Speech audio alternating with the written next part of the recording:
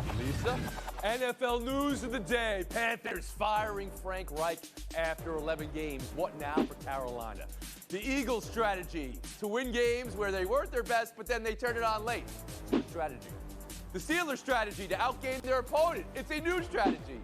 And Thanksgiving leftovers, Dallas hopes, makes it to December. Would you eat turkey from the bottom of a bucket that's been in there for 3 hours?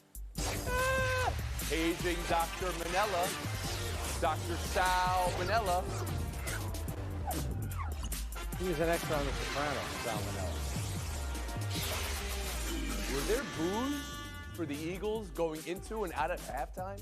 Down 10 in a 9-1 season? Possibly. If there were, call it motivation. Turning the team around the horn in the second half. One of the great games of the weekend. Late drama. Philly needed a bomb of a kick to force overtime. And in overtime, Hurts untouched to walk off and run off the win. Philly 37, Buffalo 34.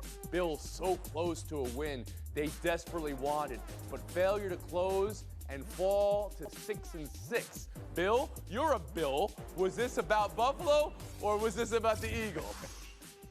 This was about the Buffalo defense that has been the problem with this team during their fall from grace this season. I know they fired the offensive coordinator, but look, they scored 34 points in a driving rainstorm against the Eagles in this game, and it was still not enough. Jordan Mailata, the Eagles left tackle, excellent left tackle, came out after the game and said, I can't believe the look the Bills showed us on that final play where Jalen Hurts walked in untouched because of a mental mistake. This is a team that's had injuries. They lost Leslie Frazier this offseason, but they're supposed to be a veteran team that doesn't make mistakes. When you have guys making mistakes like that on the final play with 3 stars over 30 and Von Miller, Micah Hyde, and Jordan Poyer, this is a time for rebuild for Buffalo. That's on it. defense. At 6-6, they're still within reach. They still have to believe that they can make the playoffs. You think that's it? It's rebuild. I think defensively they have to rebuild. They have to start over on defense with a couple of pieces and start drafting and developing players on that side of the ball. Josh Allen can carry them, but we saw if 34 is not enough to beat the Eagles, how are you going to be able to stop the best teams in football 4 games in a row come January and February? They just played the best team in football to overtime on the road, Frank Isola. What you see? Yeah, that's why the NFL should investigate how on earth did the Jets beat the Philadelphia Eagles, who have been trailing at halftime their last 4 games. They figure out a way to come back and win, and that's the thing about Jalen Hurts. The numbers never seem to blow you away, but when he needs to deliver, he does. The go-ahead touchdown. Then he drives them. I get it was a 59-yard field goal. It was a great field goal. But then in overtime, when they're trailing, he drives for the winning score. And Bill's 100% right. This is all about Buffalo's defense. Let's think about the games. Losing to Zach Wilson. They should have lost to Tyrod Taylor. How about they had the lead against Denver? Denver marches right down the field. Yesterday's another example of it. Everyone focuses on Josh Allen, his turnovers. Yeah, it's a problem. That defense is the bigger problem. Turnover for Allen yesterday, though. But you're right. They have not been the same since they lost Matt Milano earlier in the year. Israel Gutierrez takeaway from Eagles over the Bills. Well, the Eagles definitely have an identity, clearly. They know how to win, and they have the leader in the MVP race in Jalen Hurts, okay? When it's a close game, probably have more confidence in him than maybe any other quarterback in the league right now. But this was definitely a show of what the Bills aren't right now. And we've been talking about them all season in terms of Josh Allen and Stephon Diggs. Starting the season, is there a problem between those two? That duo might be the only good thing they've got right now. If you look at everything else, Bill mentioned the defense. It's not just the defense. They've got a coaching problem. Sean McDermott, not very good at overtime games, 1-6. Sean McDermott calling timeouts during the Eagles' last drive only to take knees with 20 seconds left. Doesn't seem to make a whole lot of sense. They seem to have a special teams problem. They don't make field goals. They didn't do it yesterday on a couple of occasions. And so you look at that and you say Josh Allen is the only thing they've got going for them. He could fling it down the field and, hey, maybe if Gabe turns the right way, we might win this thing. It's really just sort of luck and exactly what Josh Allen offers you is a gunslinger mentality. That's basically the best chance they got. He plays a perfect game, they blow out the Miami Dolphins. He's not perfect. All these other factors could come into play, and they're basically a 500 team. And Harry Lyles Jr. Tony, this game for me changed the lens through which I see the Philadelphia Eagles.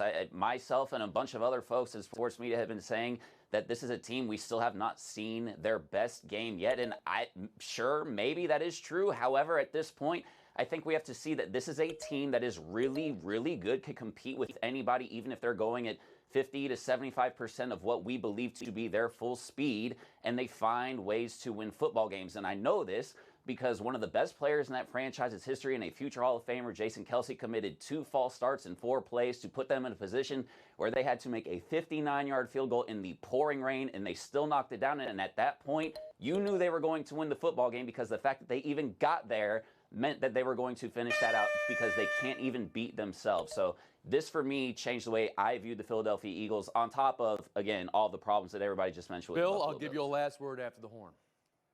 The Bills kneeled on the ball at the end of regulation when, if any team should know, you only need 13 seconds to march downfield and get in position for a field goal. It is the Buffalo Bills who had the Kansas City Chiefs do that to them in the AFC divisional round 2 years ago. Great point. Infuriating. Afraid of a turnover.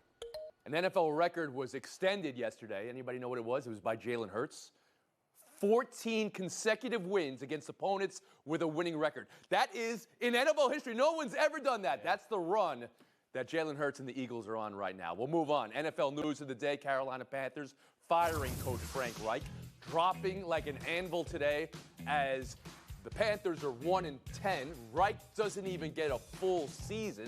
Bryce Young's struggling rookie campaign, you know, is part of this. It's all compounded by the fact they have no first-round pick next year because they used it to get Young at 1 last year. It's a cluster of flops ahead for Carolina, as owner David Tepper might suggest there as well in his quote. Frank, you're a Frank. How does firing Reich after 11 games come off to you, and what now for the Panthers and Young? Yeah, David Tepper leaves the locker room a lot shaking his head. That's why he's about to hire his 7th coach since he bought the team in 2018. This is not the recipe for success to constantly do this. When you look at Bryce Young, we have no idea if he's the guy. He's still only 5'10". He's only just about 200 pounds soaking wet. Could he eventually become a quality quarterback? When you look at the way C.J. Stroud has played, it reflects poorly on the organization. To me, it looks like they're blaming Frank Reich, and Scott Fowler, the great columnist down at the Charlotte Observer, said it perfectly. He fires everyone except for the person in charge of the chaos, and that's David Tepper. Bill Barnwell. I think there's real concerns here. I mean, Frank Reich was not doing well. He'd given up play calling to Thomas Brown and then taken it back a few weeks later. There was definitely, there weren't solutions there on the offensive side of the ball. But again, if you're a coach who has any sort of options this offseason, why would you take this job? David Tepper has fired 3 coaches in season in his 6 years as owner. They've gone through multiple bad first, second-round picks. The roster is bereft of talent right now. You don't know what you have in Bryce Young, and you don't have a first-round pick next year because of the trade. So unless you're a coach who has no other options and your only choice is Carolina or bust, you're going to choose pretty much any other situation in football over the opportunity with the Carolina Panthers. So I understand firing Frank Reich, but I just don't know that they're going to get a better guy next time around than what they had because they've made this job such an undesirable situation. Yeah, Tony, I felt like this one was doomed from the start, and the point where I saw it going wrong was the draft process, because you heard those reports of the difference in where David Tepper and Frank Reich stood on the quarterback situation, and to me, that is where you kind of saw this all going wrong. We all know Frank Reich likes a bigger quarterback, Bryce Young, not just short, but also a smaller frame, which, you know, I think a lot of us who watched him in college believe him to be talented and have such a high IQ, that he could play beyond that. But when you see everything that is out there, and Frank mentioned that he has been the type of owner, David Tepper, that is to just get rid of somebody when things are not working, there's not really a process here. And so if you're a Carolina Panthers fan, yes, you could say getting rid of Frank Reich works. Your team was 30th in offensive efficiency and defensive efficiency, and that is not good. However, it does certainly appear that you currently have an owner who wants to just immediately try to make things happen, and that is absolutely not how this works. And for you long-term, David Tepper is more of the problem than Frank Reich was. And Israel Gutierrez. Yeah, I think it's pretty clear what Harry's saying is true when you consider that Frank Reich's primary job of this season was to make sure Bryce Young gets the best opportunity to be the best possible player in his first year. I don't think there's anybody in the league that says Frank Reich is doing a bad job with Bryce Young. They're saying Bryce Young doesn't look like an NFL quarterback. Whether that's size, whether that's ability, not sure. It seems like they made a mistake with that number one overall pick, and David Tepper, the person who seemingly wanted Bryce Young, is trying to scramble to make sure that his choice for that number 1 overall you pick. look Looks at like it. numbers, though, is it Bryce Young? Is it that the offensive line is giving him less time and putting him on his back at a rate that would be a record rate in the history of football over the last 20 years? Nobody's on their back like Bryce Young's been. Go ahead, Israel. Well, we've seen that from Joe Burrow. We've seen that from other quarterbacks who have had the terrible offensive lines that have still recovered. I don't think you're seeing what you need to see from Bryce Young just yet. 300 win percentage Carolina has over the last 5 years, the lowest in all sports for a franchise. It's Frank Reich's fault. That's why. We'll move on. One more story. Steelers 16, Bengals 10. The streak is over. It's over. For the first time all year, Pittsburgh outgaining an opponent and winning the week they changed their offensive coordinator. Izzy, is that change you can believe in? Yes, I think it's change you can believe in because all you need was a little bit of change. They had 6 plays of over 20 yards. That's not a ton, but that's a good amount for this team. On first down is really where they got it done, though. 6.9 yards per play on first down, their most in 3 years. You can work with that no matter how timid, no matter how conservative your offense is. You're starting Frank, at you're second shaking and your 3. head no. You're in a great spot. You know, on a show where we keep score, you guys kill me. It's about scoring. I don't care how many yards they had 16 points in the game, and if they had played a team with a better offense, chances are they would have lost the game. Big So deal. you're how not many yards believing they it got. after They one were about- game? Bill Barnwell, you? No way. Steelers. This was like a video game where you unlock part of the map that wasn't accessible to you before. Kenny Pickett had 1 completion over the middle of the field last week. This week, 9, a season high for him, over 130 yards passing. The great offenses all attack the middle of the field. Steelers can now join them in that. Harry Lyles, last word on the Steelers. Outgaining an But opponent. to me, you just wanted to see a little bit of progress with them, which, again, to use a basketball term, they needed to see the ball go through the basket. It's a quarterback that has been struggling in Kenny Pickett. When we look at these young quarterbacks, you want them to have their safety blanket. Their safety blanket is the tight ends. Prior to this game, they had been averaging 4 attempts to them. They had 14 Unlock Fryer moves. completions on That's what you say. Sunday. Unlock Fryer moves.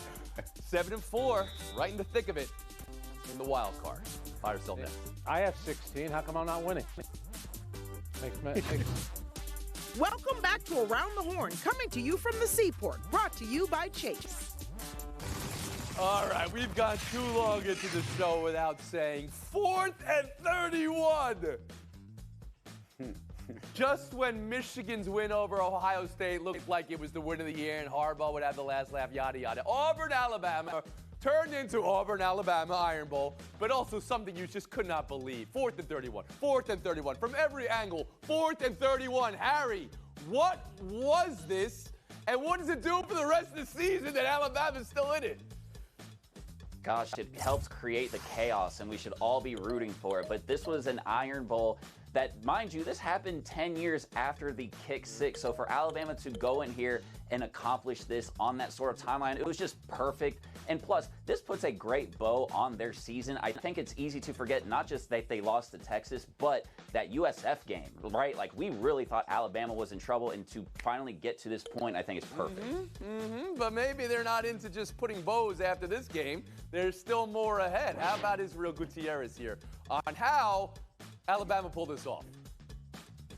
You also have to remember the way they got there, just the muff punt by Auburn, and then as you got to get to 4th and 31 somehow, right? Going backward and when they were on the 7-yard line there, and then to have just the perfect throw from Milroe, perfect timing. And I don't know if it's me, but he plays bigger than his 6'2" frame, and it feels like crazy to think that they had a quarterback controversy earlier in the year, because you go into next season and he might be a favorite for that Heisman that he was yelling about after that game. Frank, for 4th and 31 to work, is that the offense got it done or the defense blew it? You have to be able to defend that better. By the way, how about rushing just 2 guys, which plays right into their hand? The play before that, Jalen Milroe, he crosses the line of scrimmage, and I'm thinking, here's a football term, where's his eye discipline? The guy has no idea where he's on the field. Guess what? The very next play, my man knew exactly where he was on the field. That is your man. That was a tremendous play. And Bill Barnwell. This wasn't about just one play for the Auburn defense to blow it here. They had him 3rd and 20 on the prior series, a 4th and 1 that would have ended the game, and then that 4th and goal from the 31-yard line, and they rush 2. They have a quarterback spy inexplicably. Leave a one-on-one. Alabama took advantage. Just a cavalcade of failures from the Auburn defense. That Iron Bowl didn't go crazy. That Iron Bowl went Iron Bowl. All right, Harry Lyles Jr., you were in Ann Arbor Let's go around that horn for Michigan. Can Harbaugh laugh at this? Can Michigan feel like they conquered what was thrown at them or what they threw at themselves? How this game was won. I mean, they're certainly going to feel that way. The fact that they're calling themselves America's team, which I certainly would not go that far, and I think that's ridiculous. But to do this in this game, the game that is going to have, I mean, when you're moving forward because of the 12-team playoff, this game is never going to have these stakes and these circumstances under which we saw this past Saturday. And for Michigan to be able to pull that out, I think is absolutely monumental. Even when Zach Zinter went down and it looked like Ohio State might have a window there, they scored on the very next play. That, to me, was a statement drive, a drive in which they did not even face a third down on. Frank Isola. And how about, they lose the game and everyone's saying that Ryan Day should be out. They had the ball with a chance to maybe win the game, and there was an interception. They needed Michigan to have 10 men on the field like Notre Dame had when they beat them on the road. But Ryan Day and Ohio State, they have nothing to be ashamed of. They played a great game. One mistake at the end. Bill Barnwell. I look at Sharon Moore, who, by the way, went 3-0 with Jim Harbaugh out this year. Overcame Zach Zinter's injury. He's the offensive line coach there. He did an impressive job beating 2 top 10 ranked opponents during this stretch. So I know Jim Harbaugh was not sipping Mai Tais on an island. I know he was close to the program during this, but give more credit. He's going to be a head coaching candidate when Harbaugh does eventually leave Michigan. Gutierrez. Yeah, when Zinter went down and there was that emotional moment and the whole stadium is just quiet, and then when they come back, score on the next play, you just kind of felt it. Not just was this their game, but it kind of feels like a lot of momentum for Michigan's season. They already have so many reasons to sort of be the underdog, and nobody believes in us and everything else because of the Jim Harbaugh situation. Now with this sort of feel-good win, a third in a row against Ohio State, feels like it's all right, so this was a feel-good win. They are allowed to crow. They are allowed to laugh and get the last laugh. Frank just mentioned it. Harry, 4 words that don't compute for anybody outside of the state of Ohio. But for Ohio State, Ryan Day hot seat? Look, man, college football fans are the most unreasonable people in America, which is part of what makes the sport great. Ryan Day could cure world hunger tomorrow, and the fact that he has lost to Michigan now 3 years in a row is not going to be good enough for people in Columbus. You saw it happen with John Cooper, albeit his record was 2-10-1 against Michigan. He got 13 games versus the nature Michigan. of the sport. Yeah. He can't possibly be on the hot seat, Harry. All of his losses are to top 5 teams. Oh, he loses. They're top 5 teams. I mean, I would not fire him, but the people in Columbus, you can't tell them nothing, man. I'm going to fire, in a good way, Israel Gutierrez. I gained 500 and yards, Frank Isola. You're on Most of the fire, but season. you're going the wrong way. Fire There in you a go. good way. Harry Lyles Jr., Bill Barnwell. That's our showdown next. Harry Lyles, Bill Barnwell. Good luck in showdown. Thanksgiving leftovers. And by the way, if you're having them right now, you're in trouble. You're that side. If you're in traffic, you'll be home by now. If you're eating leftovers, you'll be in the bathroom by PTI. So the Cowboys, you know about what they did. And Deron Bland's NFL rec for pick 6 is amazing. Surprising loss for the Lions, though, at home. And then in the late night game, San Fran going to Seattle, getting the W. What do you take away from the Thanksgiving table, Harry Lyles? Tony, is the loss by the Lions all that surprising, or do they respect tradition because they're 37-44-2 on Thanksgiving? And even though they've been great this season, they had to give you guys something that you knew you were going to get on Thanksgiving, a tough Lions game. Bill Barnwell. It's the Seahawks offense, 3 touchdowns in their last 4 games on offense. They get the Cowboys, the 49ers, and the Eagles coming up. Felt like they were a playoff lock. They might be out of the race altogether after these next 3 games. Get back in the kitchen. You're both losing a point. It's the Cowboys. You mentioned Seattle's offense, Bill. Deron Bland has more pick 6s than Seattle's offense has touchdowns in the last month. There we go. We'll move on. I've been waiting all weekend for this showdown now. Showdown 2, a showdown of... You have the Fail Mary pick 6 you saw Black Friday. And in the other corner, of course, you have the butt fumble. This is a dream nightmare matchup, Bill. Which is more Jets? The Fail Mary. The butt fumble happened too quickly. With the Fail Mary, you got to see it happening 30 yards in and see an entire stadium think about how quickly they could get to their cars and drive home to beat parking. Nah, Bill, it is absolutely the butt fumble because everything, including this Fail Mary pick six, is a vehicle for which to us to talk about. The butt It is fumble comes absolutely back the butt fumble. because It of is it. You're always the butt absolutely fumble, right. baby. That's a great form of measurement, Harry Lyles. 30 seconds of FaceTime. Heisman voters, please, please, please do not get distracted by the Pac-12 championship game this weekend. I know we want to have this phrase as Bo Nix versus Michael Penix Jr. for the Heisman Trophy, and that sounds good, and both of those dudes are very deserving of the trophy. However, they are not more deserving than Jaden Daniels, who has put on a season that we have not seen since Kyler Murray, only the second player with 40 passing touchdowns, 10 rushing, and 1,000 rushing on the ground. Give Jaden Daniels the Heisman Trophy. Put his stats up at LSU next to Joe Burrow. Daniels had the better year. That's amazing.